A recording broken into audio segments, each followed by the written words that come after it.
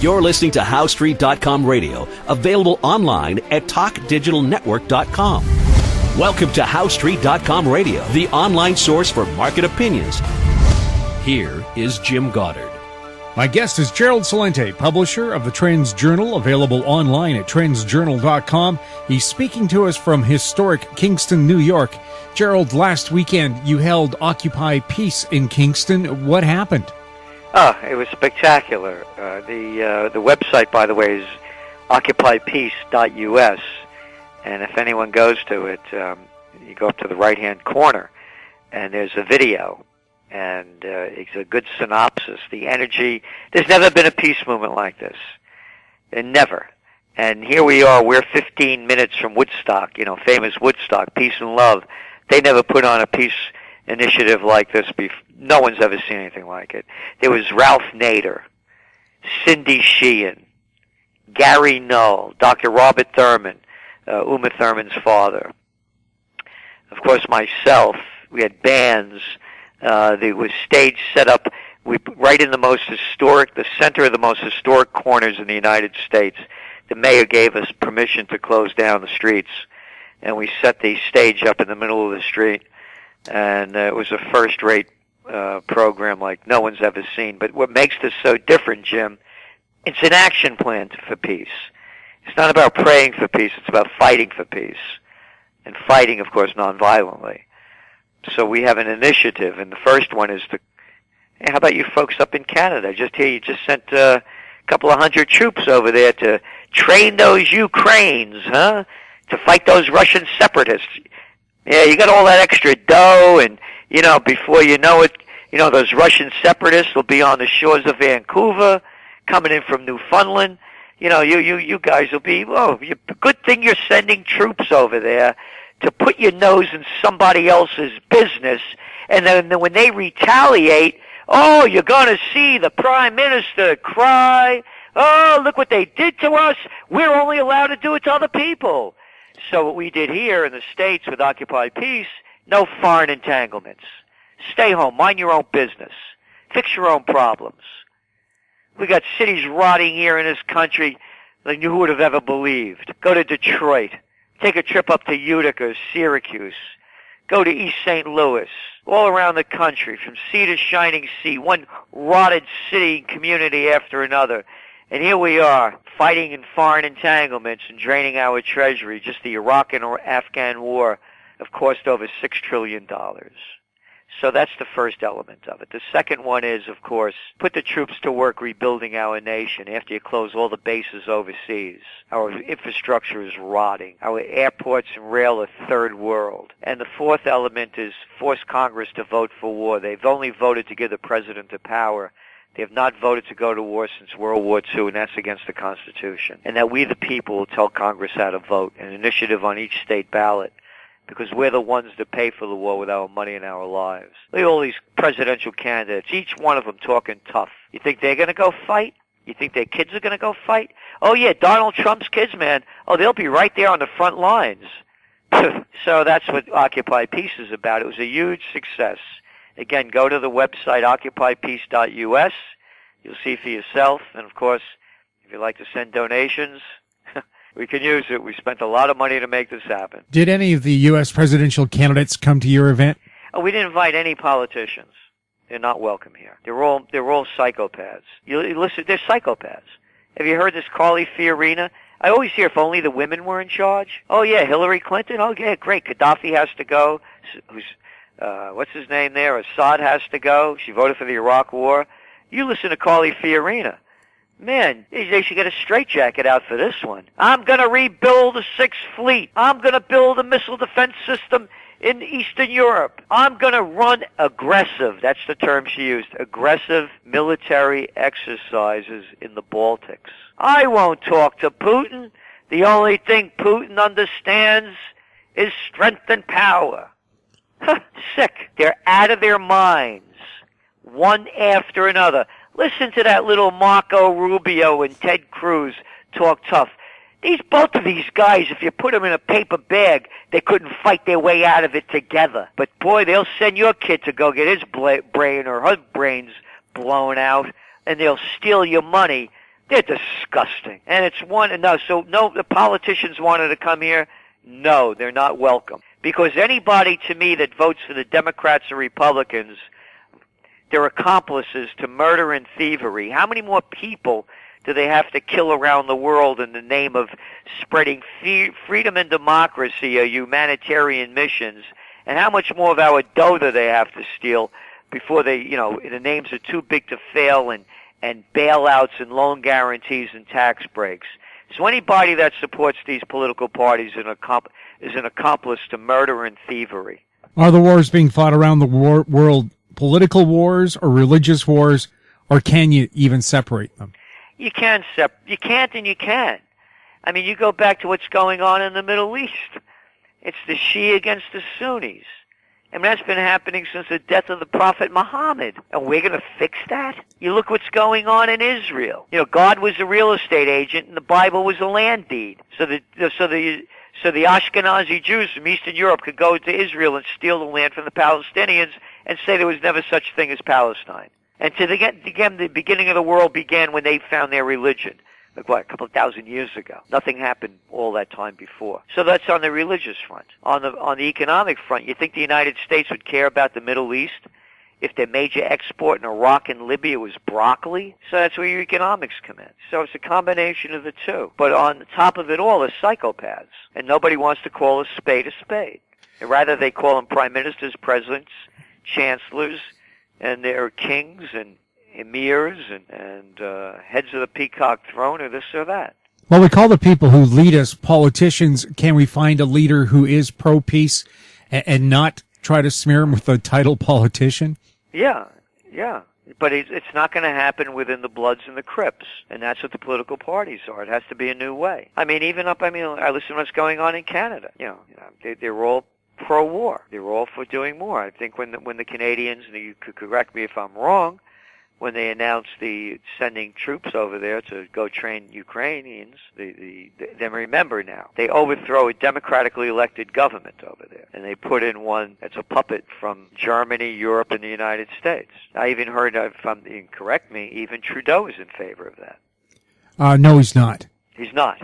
No, well, we're in the midst of a federal election campaign. The federal Liberals, led by Justin Trudeau, and the federal New Democratic Party, led by Thomas Mulcair, both say they want to get Canadian troops out of situations like that. Canada should go back to its traditional peacekeeping mode. I'm glad you corrected me. That's why I said right. And they're also upset with political ads being run by the ruling Conservatives that show people being blown up by ISIS, and that's why we should be fighting in the Middle East as well.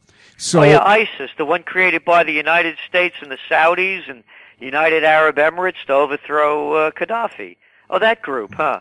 Oh, the other group that they created when they killed, over 1 million people in Iraq, destroyed the country. Oh, look at those immigrants, refugees, I should say. Where are they coming from? Gee, son of a gun. Where I think they're coming from Afghanistan. How about what's going on in Yemen right now? So it's murder in the first degree, and nobody seems to care about it. Well, I've always said the U.S. is terrific at waging war and horrible at waging peace. They go in and bomb these countries and then expect them to be perfect afterwards. Yeah, I know. And then the people that say we got to do something about ISIS, what are you going to do? What are you going to do? Tell me the plan. Because every plan that the military has done has ended with complete failure. Could you show me one victory? Do you know of any? Well, as they say, air power is great at trying to gain territory. You've never won a territory by bombing. Again, show me any victories that the military can show since World War II. I'm all ears. Korea ended in a tie. Vietnam was a defeat. Afghanistan's gone back to the Afghanis, just like they said it would. There's 2 countries in the world, by the way, that have never been conquered. Vietnam and Afghanistan. I know. If Alexander the Great couldn't do it in Afghanistan, and the British couldn't do it, and the Russians couldn't do it, you think the coalition of the killing is going to do it? I have a quote here from Trudeau, and in a statement released on August 24th to coincide with Ukrainian Independence Day, today he proclaimed, as the people of Ukraine continue their fight for freedom in the face of escalating Russian aggression, we strongly reiterate our commitment to actively and constructively assist in the rebuilding of Ukraine's economic and democratic institutions. And Trudeau concluded his statement by urging Canada, quote, to apply, quote, increased political and economic pressure on Russia to end its interference in Ukraine affairs. Well, one of the reasons they do it is Canada has the world's largest expatriate population of Ukrainians. Again, the reason they do it is because they're lowlifes that'll do anything to get elected. That's the reason. Those are just details. They do it all the time. That's why they call them politicians. And that's why people like myself have no time in my life for them. I mean, you could call them prostitutes too. Hey, they need the money, so they give up their soul or their body. How can you get the people that control the war machines around the world to get on board with Occupy Peace? You're not going to. No way. It has to be a whole different movement. Dogs don't make cats, They're never going to join in. They're sick, and they're not going to let go of their psychosis. They're mentally deranged people. Again, if anybody could tell me, I hear it all the time. Well, what are we going to? You want peace? What about ISIS? All right, let's first of all say, okay, how did that happen? And secondly, okay, how are you going to get rid of them? Because everything they've done so far has been a great failure. And now you're seeing the reports coming in how the United States military has been lying about what they call successes, because you got a couple of soldiers in there that are ratting them out. So there's no success. The only way is with peace, because with peace comes prosperity. Look, Canada's going into a recession. Look what's going on with oil prices. Look what's going on with the Canadian dollar. And you got some clowns who are going to go in and try to train the Ukrainians to go fight the Russians. Anybody thinks they're going to beat the Russians are out of their mind. If Napoleon couldn't pull it off, you ever see that graph? It's a famous graph. He left Poland with 423,000 men. He came back with 10,000. Hitler launched the largest military offensive in world history against the Russians, and he lost. They can't beat the Afghans. They can't beat the Iraqis. They're going to beat the Russians? This is how sick they are. So Trudeau is just shooting his little mouth off, too, just like the rest of them. Another, in my estimation, and you know the motto of the Trends Journal and the Trends Research Institute, think for yourself, another sellout to get votes. How can people take control and get an idea like Occupy Peace promoted at a time when governments seem to be so pro-war? And that's it, because if the governments are pro-war, they're going to send them to war, because we're on the verge of the great war of the 21st century. It's a parallel.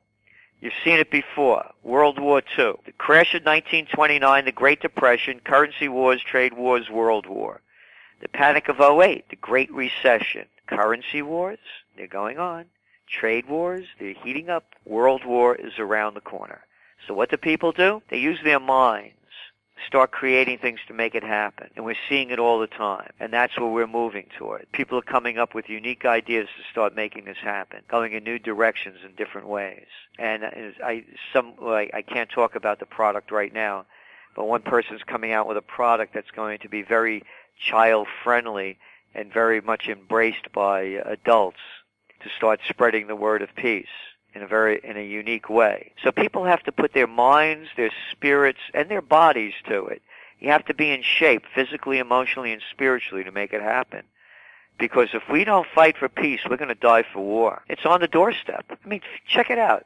If you were an Iraqi and your family was destroyed by Canada or the United States, you think you'd want to get even? And then when you get even, they call you fundamentalist or some other stupid name like a militant. Look what they did in America with this thing called this American sniper. The guy killed, a couple of hundred people? And they call him a hero. Let me get this straight. The guys America attacked a country based on lies. Saddam Hussein did not have weapons of mass destruction or ties to Al-Qaeda. And someone could say, well, Mr. Celente, that's just misinformation. Well, you call it what you want, so let's have a tribunal, a war tribunal, to see who knew what when. But the fact is, Hussein had neither of them, and everybody admits it now.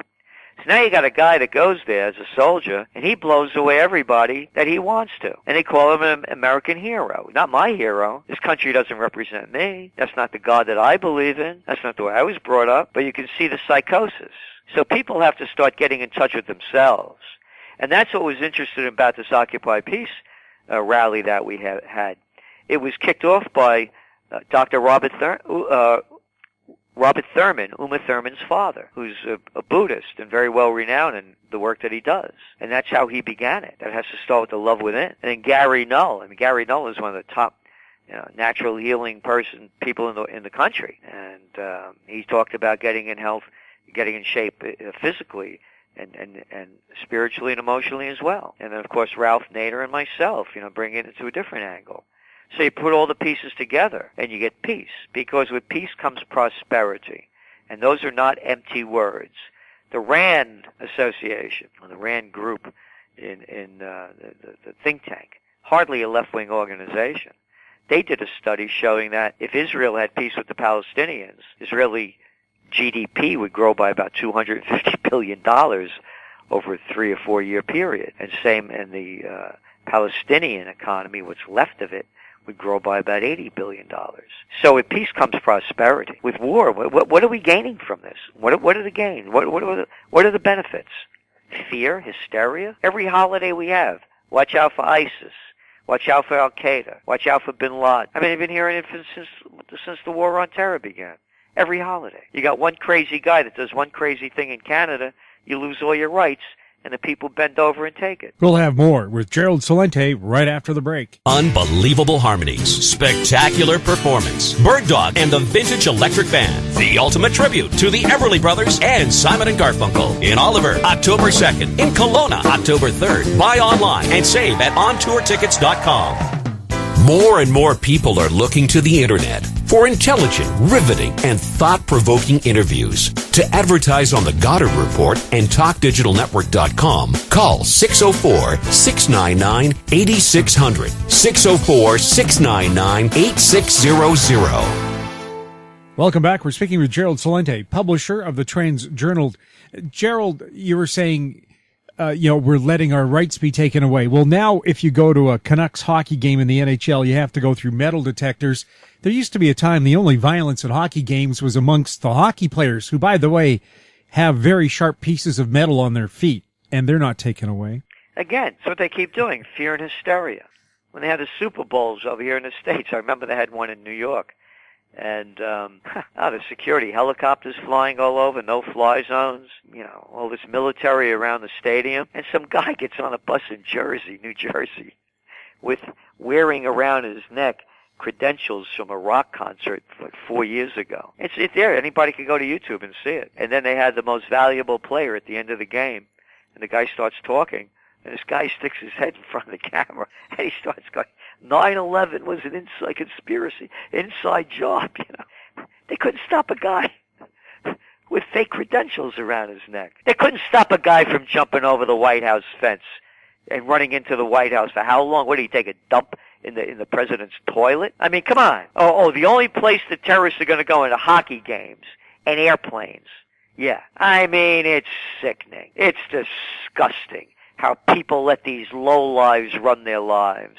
How people are afraid to stand up and speak out. And these guys, they're authorities and policymakers. They're sociopaths and psychopaths. Everything they do turns to failure. Is there any chance that Syria is going to become the next Vietnam? I've heard the Chinese military is now there along with Russian military people. It won't be a Vietnam because with Russia there, as I said, it's a whole different game. You don't beat the Russians. It just doesn't happen. It hasn't happened in recorded history. Again, they can't beat a bunch of ragtag Taliban. They can't win in Afghanistan. America lost in Vietnam after killing over 3 million civilians, poisoning the entire country just about with Agent Orange, losing nearly 60,000 of our men, ruining the lives of hundreds of thousands, if not millions later. One of the things that Ralph Nader talked about, this post-traumatic stress syndrome, that soldiers get when they come back. Yeah. He said so. He said it's morality. He said they can't live with themselves, seeing the horror that's there. So they try to throw a clinical name on it. These are human beings that feel in their heart and see the horror that they were a part of, that they were lied into doing and became a part of. So look, there's nothing positive about war. Nothing. Especially these wars run by the Canadian military that have no victories. run by the American military that have no victories. All they have is a line of baloney and a bad attitude and pushing it out there like you got to take it from them because they got a gun and a lot of medals on their chest. They haven't grown up, man. They're still the same bullies in high school with a bad attitude. Show me the victories. Show me the victories. I tell them all the time, I don't want to hear a word until you could show me the victories. And what do? They get these poor young kids that don't know any better to join up. I mean, where were you at 19 and 20 years old? I didn't know what was going on. I was prime draft meat for the Vietnam War. 1965, I graduated high school. Prime. I had no clue what was going on. The only reason I didn't go to Vietnam is I couldn't imagine me in a foreign country looking at these photos of guys walking through water up to their neck, holding a gun over their head with a lot of weight on their back and getting shot at. I didn't have any idea of the immorality of it. I'm a kid. What do you know as a kid? So that what they do is these military madmen and these psychopath politicians, they convince these poor kids that they're fighting for their country and protecting it. And so these poor kids go there and they find out what's really going on. And they come, here's a number that's shocking. Every 65 minutes of every day, a veteran commits suicide in the United States. 22 to 25 a day are taking their lives. Hey, how about those Kardashians, huh? Boy, does she have a big butt. Hey, what about Bruce Jenner over there, huh? What do you say? Yeah, hey, that woman down in Kentucky that wouldn't sign that marriage license for a gay couple that want to get married. And she's in the news for how long? All this other stupid stuff I talked about? But nobody talks about that. Nobody. When you said there's no winners from wars, any truth to the statement, all wars are bankers' wars, that they're the ones who win? Well, it's what there's a great book out written years ago by Major General Smedley Butler, and he was the most decorated Marine in history at the time. And he wrote that all wars are a racket. War's a racket. You heard it from Eisenhower, 5-star general, supreme commander of the Allied forces in World War II, 2-term president. He hated war. He saw the destruction of it, and he gives his great farewell address, warning the nation that the military-industrial complex is robbing the country of the genius of the scientists, sweat of the laborers, and future of the children. Here we are. Look at the country. Look what happened to America. Look how low it's gone since then. It keeps getting lower. But we got wars to fight. Electronic voting machines without paper trails are becoming more prevalent around the world. Is that a way to get around counting ballots afterwards? They can perpetrate fraud easier that way? Oh, of course they can perpetrate fraud. And particularly when you see who creates the voting machines and who's in control of them. We're in favor of, by the way, direct democracy in terms of voting online and having all the algorithms and all of the data opened up to the public. Because if we could bank online, we could certainly vote online. And if we had as complete transparency, the computer geniuses out there would readily be able to know if it was being rigged. The voting machines are a whole different game. Those are controlled by the corrupt parties, the criminals in charge. And they're criminals. They're criminals. They're murderers. They're murderers in the name of whatever reason they want to give. And they're thieves. They keep stealing our money to give it to their buddies. It's all in front of us. So when you have electronic voting and they're running the voting machines, and you look at the people who create the voting machines and the programs, the people who create the programs, it's in the hands of the few. They could do anything they want to it. They call this democracy. What a joke. What a joke. How about fascism?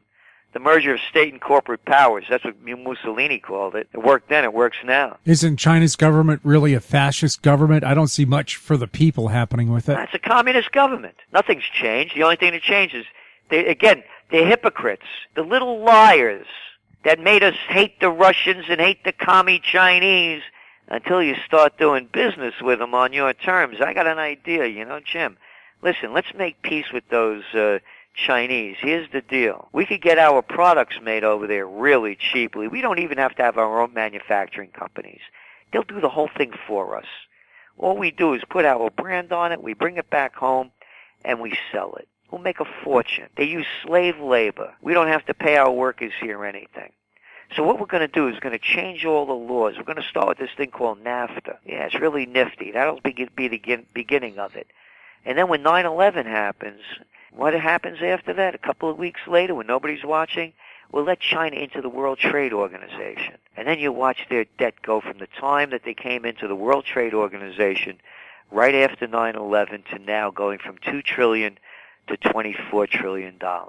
So that's the deal. Are the presidential campaigns of Donald Trump and Bernie Sanders a step in the right direction, or are they false leaders as well? What I like about Donald Trump is that he's shaking it up, and he's exposing it for the joke that it is.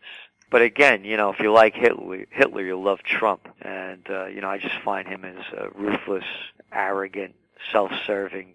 You look at his policies, they're as war hawkish as anybody else's, and he really has no plans.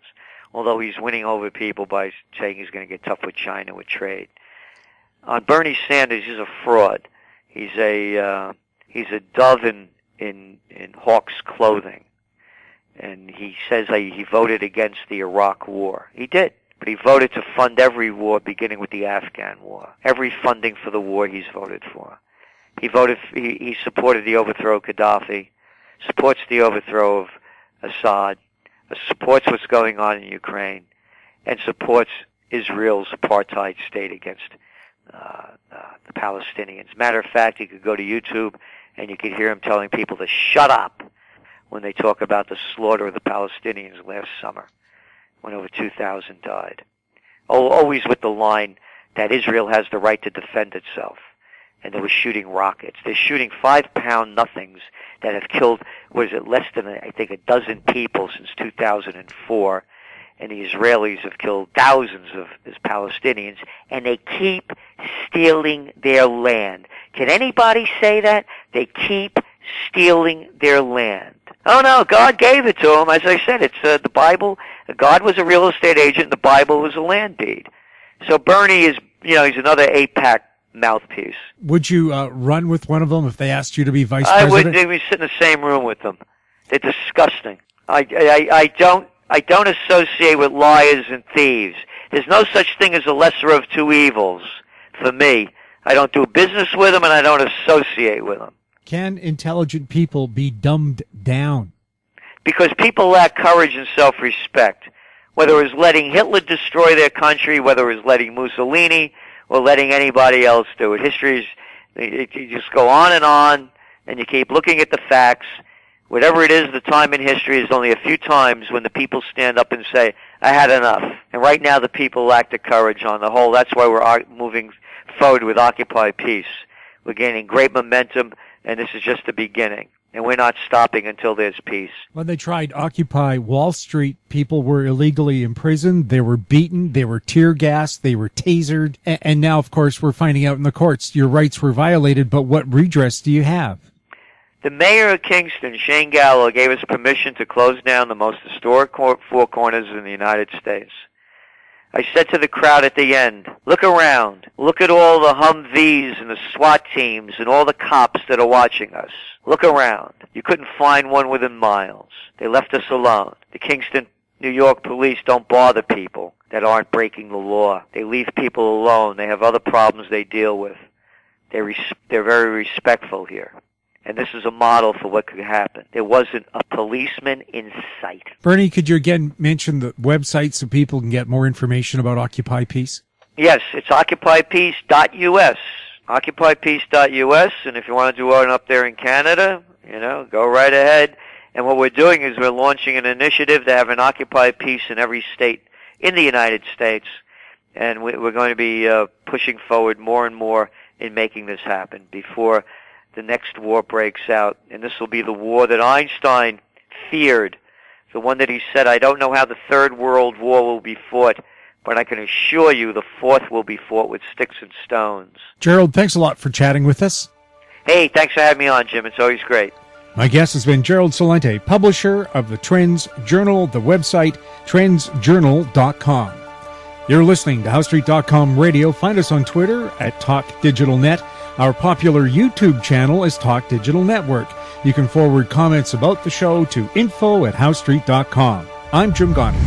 Comments made on HowStreet.com radio are an expression of opinion only and should not be construed in any matter whatsoever as recommendations to buy or sell any financial instrument at any time. Available online at talkdigitalnetwork.com. HowStreet.com Radio is a production of How Street Media Incorporated.